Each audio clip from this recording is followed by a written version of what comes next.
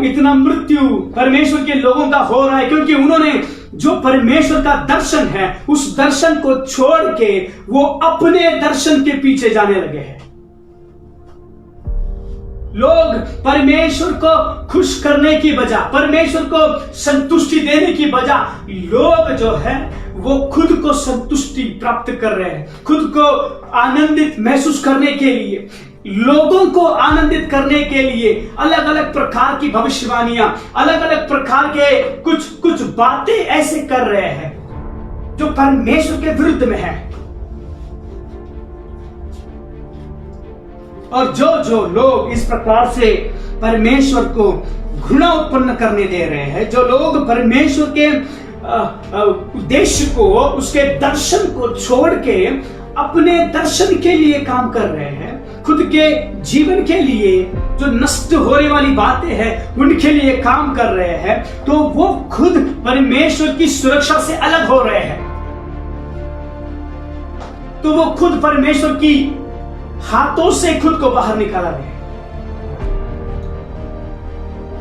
क्या आप मेरी बात को सुन रहे हैं? अगर आप आज याद करो, अगर आप भूल गए हो कि परमेश्वर ने मुझे किस लिए चुना था, अगर आप भूल गए हो कि मेरा दर्शन क्या था और मैं उसको छोड़ के किस प्रकार की सेवकाई में अभी क्या कर रहा हूं, अगर आज आप इन बातों को जानोगे, परमेश्वर की ओर अपना मन लगाओगे, तो परमेश्वर खुदावन उसकी महान करुणा से आपको फिर से एक बार उसके लहू से धोएगा, फिर से एक बार आपको आपके पास लेगा, सुरक्षा देगा, और कोई कमी और कोई घटी आपके साथ नहीं होगी।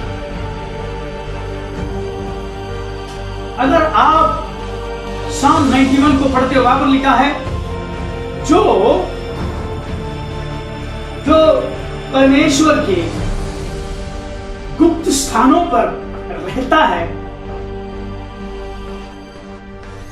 वो परमेश्वर की छाया में रहता है। परमेश्वर की गुप्त जगह क्या है? परमेश्वर की गुप्त जगह है तो क्या? परमेश्वर की गुप्त जगह है यीशु मसीह। अगर आप जज चैप्टर 13 वर्स 5 में पढ़ोगे, वहां पर मनोवा जो है वो उस दूत को पूछता है कि आपका नाम क्या है? तो वो दूत कहता है मेरा नाम सीक्रेट है। सो ओल्ड टेस्टामेंट में सीक्रेट क्या था? यीशु मसीह। ओल्ड टेस्टामेंट में रहस्य क्या था? यीशु मसीहा। जो न्यू टेस्टामेंट में उस रहस्य को परमेश्वर ने खोल दिया। न्यू टेस्टामेंट में परमेश्वर ने खुद के रहस्य को खोल दिया जिसका नाम यीशु मसीह था। तो भजन संहिता दाऊद क्या कह रहा है? जो यीशु मसीह के अंदर रहते हैं वो परमेश्वर की छाया यानी कि परमेश्वर में सुरक्षित रहते हैं। जो परमेश्वर यीशु मसीह के अंदर रहते हैं, जिनके अंदर यीशु मसीह रहता है, ओ जीसस, वो परमेश्वर में सुरक्षित रहते हैं। Hallelujah, hallelujah. आज समय है, अपने गुप्त पापों से आपको मन फिराना होगा। आपके कल्पनाओं में जो पाप आप कर रहे हो उनसे मन फिराना होगा। परमेश्वर पवित्र है।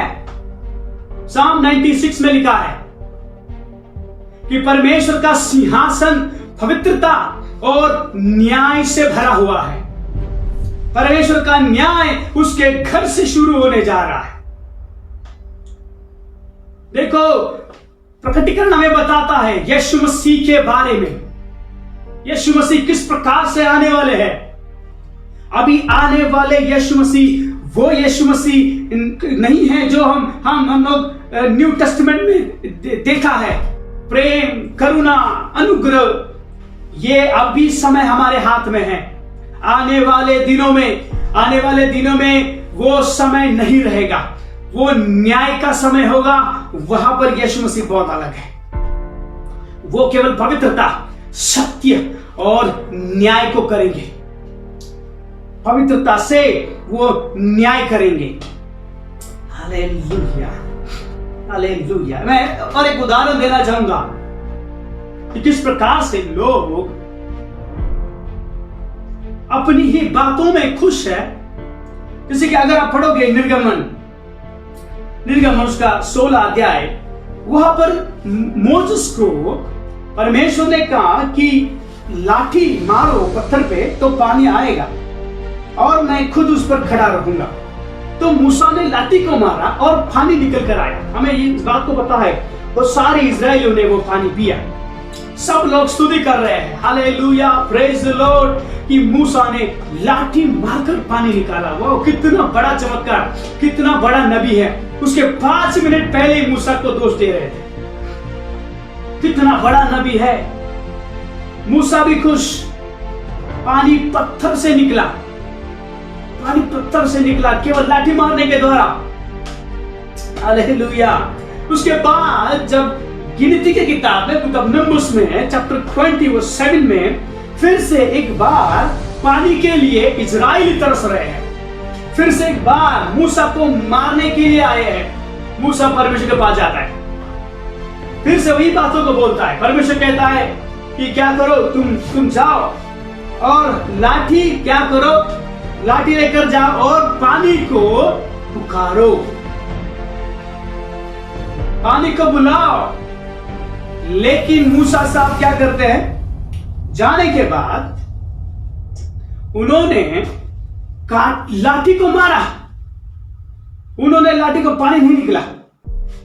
थोड़ी देर बाद रुके, पहले सोचा कि पहली बार मारा पानी निकला, लेकिन अभी पानी नहीं निकला। फिर से एक बार लाठी को मारा, फिर पानी निकला, फिर पानी निकला। सब लोग स्तुति कर रहे हैं, सब लोग धन्यवाद दे रहे हैं, परमेश्वर की स्तुति कर रहे हैं, मूसा की स्तुति कर रहे हैं। वाह, कितना बड़ा प्रॉफिट है, कितना बड़ा परमेश्वर का अभिषिक्त है। हमें पानी नहीं था, पत्थर में से फिर से एक बार पानी निकाला। सब लोग हालेलुया गा रहे, स्तुति कर रहे, प्रेज लॉर्ड कर रहे। सब मूसा कितना बड़ा परमेश्वर का चमत्कारी दास है, मूसा भी परमेश्वर की स्तुति कर रहा है। क्या मैं आपसे एक बात पूछना चाहता हूं, इजरायली खुश है, इजरायली खुश है क्योंकि पानी पीने के लिए मिला। मैं आपसे एक बात पूछने जा रहा हूं, इजरायली खुश है, उनको पानी मिला। मूसा खुश है, उसने लाठी मारी और पानी निकला। मूसा खुश है। क्या परमेश्वर खुश है? यहां पर क्या परमेश्वर खुश है?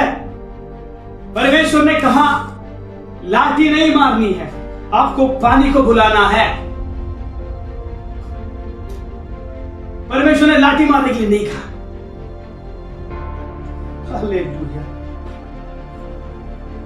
हम समझ नहीं पाते, हम चमत्कारों में परमेश्वर को ढूंढते हैं। समस्या यही है लोगों की, हम चमत्कारों में परमेश्वर को ढूंढते हैं, लेकिन सच तो यह बात है कि चमत्कारों में परमेश्वर नहीं, परमेश्वर में चमत्कार है। हम वस्तु और किसी बातों में परमेश्वर को ढूंढ रहे हैं। हम चंगाई में परमेश्वर को ढूंढ रहे हैं, हम प्रोस्पेरिटी में परमेश्वर को ढूंढ रहे हैं। मेरी कार है, घर है, सोना, इसमें परमेश्वर की उपस्थिति है। परमेश्वर है तो ये बात ऐसे करके हमने हमारे मन को, और बहुत सारे दासों ने कलीसिया को भरमा दिया है।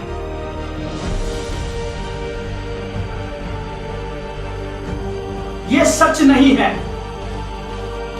कि कोई वस्तु है तभी ये प्रमाणित होता है कि परमेश्वर आपके साथ है। चमत्कार है तो ये प्रमाणित नहीं होता कि परमेश्वर आपके साथ है।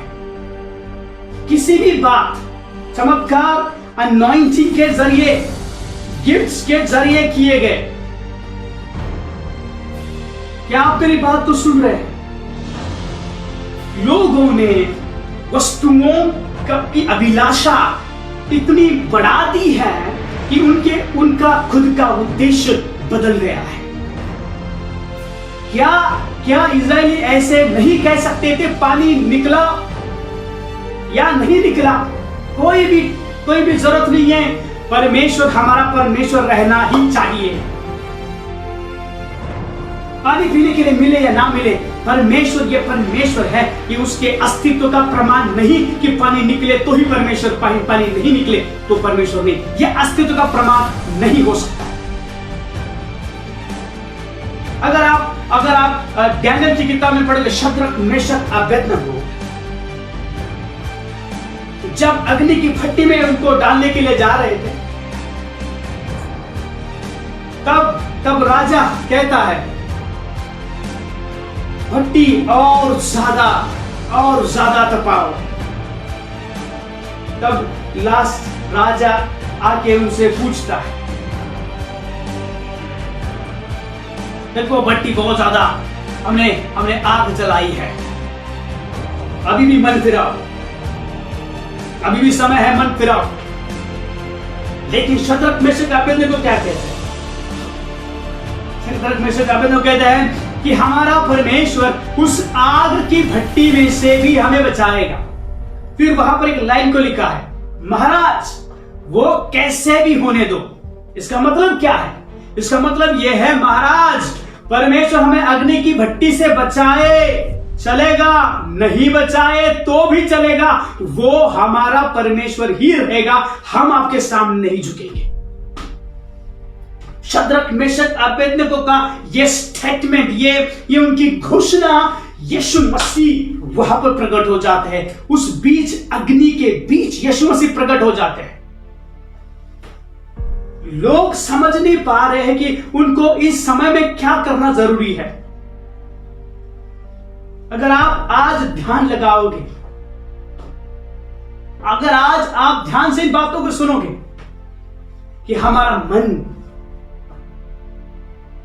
हमारी आत्मा, हमारा उद्देश्य परमेश्वर के ऊपर लगा होना जरूरी है, ना किसी वस्तु, ना किसी व्यक्ति, ना किसी परिस्थिति के ऊपर। पुराने नियम में